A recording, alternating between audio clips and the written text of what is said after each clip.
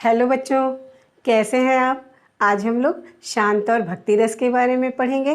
इस रस की श्रृंखला में मैंने टोटल 7 वीडियोस बनाए हैं। आप चाहें तो उन्हें देख सकते हैं। तो चलिए शुरू करते हैं। आज का पहला टॉपिक शांत रस। मैं हूं अर्चना श्रीवास्तव और आप देख रहे हैं ऑनलाइन हिंदी।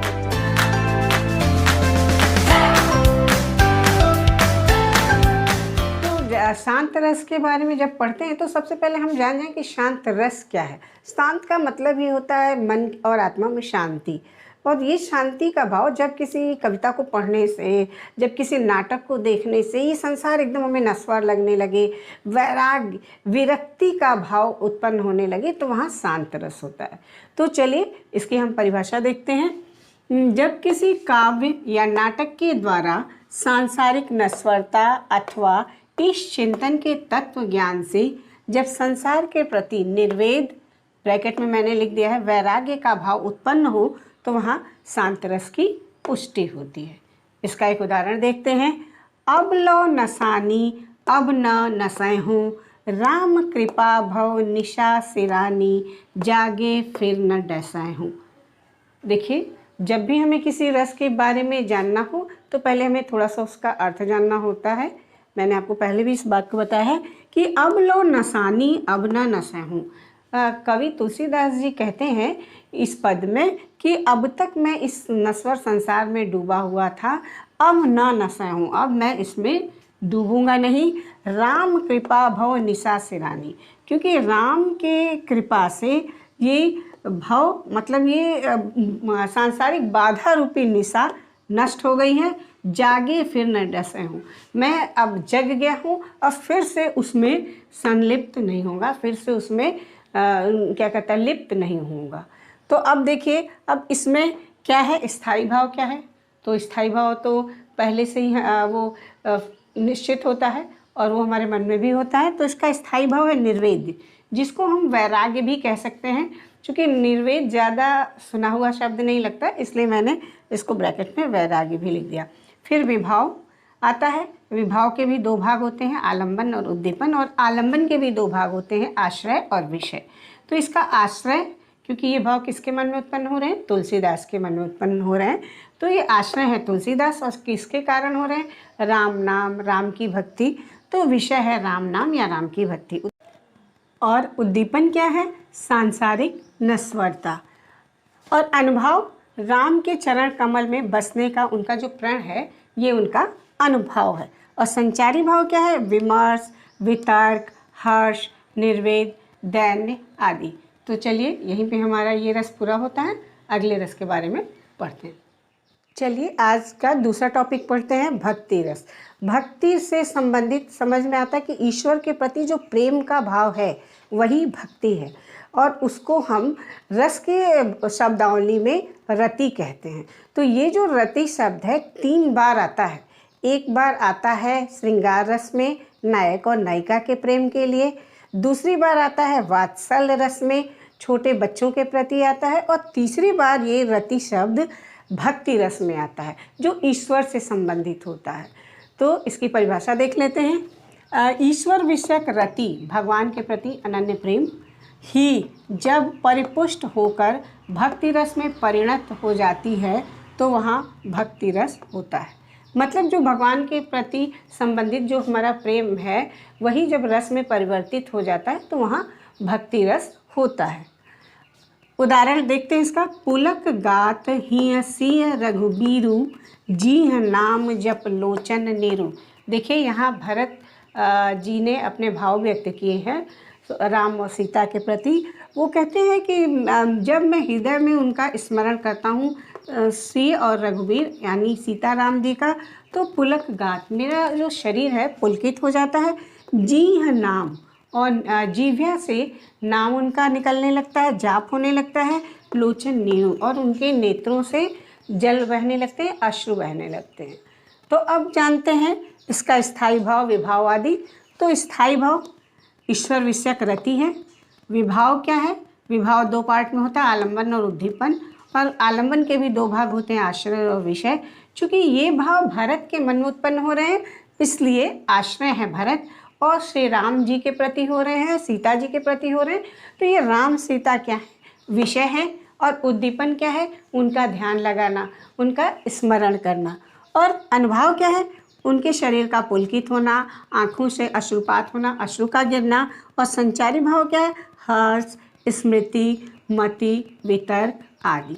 ये रस यहीं पे पूरा होता है। चलिए कुछ प्रश्न हल कर लेते हैं।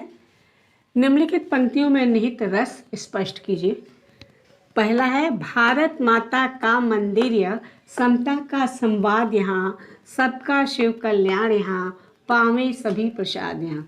देखिए यहाँ भक्ति का अतिरेक नहीं है, इसलिए यहाँ पे भक्ति रस नहीं हो सकता। और चूंकि यहाँ भारत मंदिर और वगैरह की बात आ रही है तो हमें कन्फ्यूजन हो सकता है कि भक्ति रस हो सकता है, लेकिन जहाँ पे ईश्वर के प्रति विह्वलता नहीं है वहाँ भक्ति रस नहीं होता। तो यहाँ शांत रस होगा। तो शांत रस का पहले थोड़ा सा इसका अर्थ जान ले तो और अच्छा रहेगा। भारत माता का मंदिर यह, समता का संवाद यहाँ। ये भारत माता का मंदिर है, यानी ये भारत देश। और सबका शिव कल्याण यहाँ, यहाँ सबका कल्याण है। और सब प्रसाद पावे, यानी ईश्वर की कृपा प्राप्त करें। तो अब देखते हैं किसका स्थायी भाव क्या है। जैसे शांत रस का स्थायी भाव होता है वैराग्य या निर्वेद, उसको सम भी कहते हैं, तो वो स्थायी भाव है। फिर हम लोग विभाव के बारे में सोचेंगे। विभाव दो पार्ट में होता है, आलंबन और उद्दीपन। आलंबन के भी दो पार्ट होते हैं, आश्रय और विषय। आश्रय है मानव जाति को सम्मान देने वाले हम सब व्यक्ति, और विषय क्या है, भारतवर्ष, क्योंकि भारतवर्ष के बारे में बात की जा रही है। उद्दीपन क्या है, समता का भाव, कल्याण का भाव, ये उद्दीपन है। और अनुभव क्या है, जो हमारे अंदर रोमांच है, गदगद है, होना है, आनंद है, ये है हमारा अनुभव। और हमारा संचारी भाव क्या है, उद्वेग, स्मरण और हर्ष। अब दूसरा पढ़ते हैं।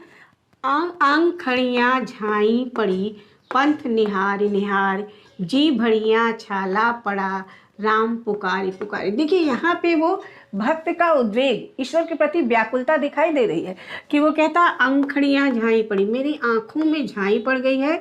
ईश्वर, हे ईश्वर, तुम्हारा पंथ निहारते निहारते कि तुम कब आओगे। जी भड़िया छाला पड़ा, राम पुकारी पुकार। और हे राम, हे ईश्वर, तुम्हें पुकारते पुकारते मेरे जीभ में छाला पड़ गया। तो इसका स्थायी भाव, जैसा भक्ति रस का स्थायी भाव क्या होता है, ईश्वर विषयक रति। और विभाव क्या होगा, विभाव को पहले अगर हम दो पार्ट में बांट लें, आलंबन और उद्दीपन, और आलंबन को भी दो भाग में बांट लें, आश्रय और विषय। तो आश्रय क्या होगा, वो भक्त जो ये कर रहा है, और विषय क्या है, ईश्वर या राम। और फिर उद्दीपन क्या है, उद्दीपन वो है जैसे राम के अलौकिक गुण जिसको बहुत आकृष्ट करते हैं ईश्वर के प्रति अपने आप को समर्पित करने के लिए, तो वो ईश्वर के जो अलौकिक गुण हैं वो है उद्दीपन। और वो जो करता है, यानी जो अनुभव है ईश्वर के प्रति वो निवेदन करता है, अपना कथन कहता है। तो ये यहाँ पे निवेदन, कथन, रोमांच, ये अनुभव है। और अब संचारी भाव क्या है, जो ईश्वर के प्रति स्मृति, अपनी दीनता, ये जो है संचारी भाव है। तीसरा वाला देख लेते हैं। जिस घड़ी मोह का पर्दा उठ जाता है, वह जीव ब्रह्म हो तुमसे मिल जाता है। कवि कहते हैं कि जिस घड़ी व्यक्ति के अंदर से मोह का पर्दा उठ जाता है, तो उसी समय वह जीव ब्रह्म के समान होकर उसी ब्रह्म में लय हो जाता है। तो जैसा अब इसका स्थायी भाव, चूँकि शांत रस है तो इसलिए इसका स्थायी भाव निर्वेद है, जिसको हम वैराग्य या सम भी कह सकते हैं। फिर इसका विभाव देखेंगे। विभाव भी दो भाग में होता है, आलंबन और उद्दीपन। आलंबन में भी आश्रय और विषय। तो आश्रय क्या है इसमें, भक्त इसका, कवि इसका आश्रय है। और बात हो रही है जीव और ब्रह्म के बारे में, तो जीव और ब्रह्म इसका विषय है। और अनुभव क्या है, ईश्वर का। उद्दीपन क्या है, ब्रह्म का, जीव का ब्रह्म में मिल जाना, ये भाव हमें और उद्दीप्त करता है इस रस को उत्पन्न को बढ़ाने में। तो यहाँ पे उद्दीपन हो जाता है। और अनुभव क्या है हमारा, अनुभव है हमारा कथन करना, निवेदन करना, ये है हमारा अनुभव। और संचारी भाव क्या है, दैन्य है, उद्वेग है, हर्ष है, ये है हमारा संचारी भाव। अब लास्ट वन देखते हैं। मेरी भव बाधा हरो राधा नागरी सोए, जातन की झाई परे श्याम हरिद्युति हुए। यहाँ पे कवि बिहारी ने राधा से निवेदन किया है, राधा के प्रति अपना प्रेम भाव दर्शाते हुए।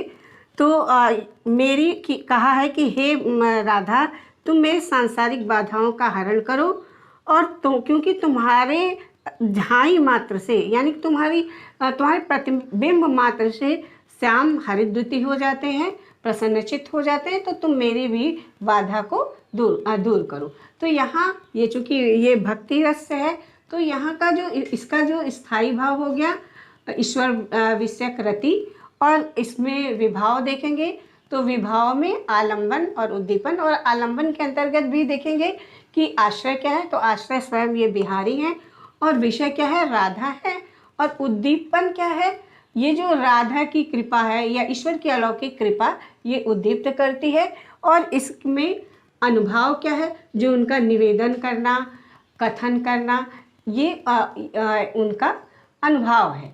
और रह गया फिर कि संचारी भाव क्या है, तो संचारी भाव है स्मरण, हर्ष, ये सब संचारी भाव है। तो यहीं पे ये हमारा ख़त्म हो जाता है। आप पढ़ते रहिए, प्रैक्टिस करते रहिए।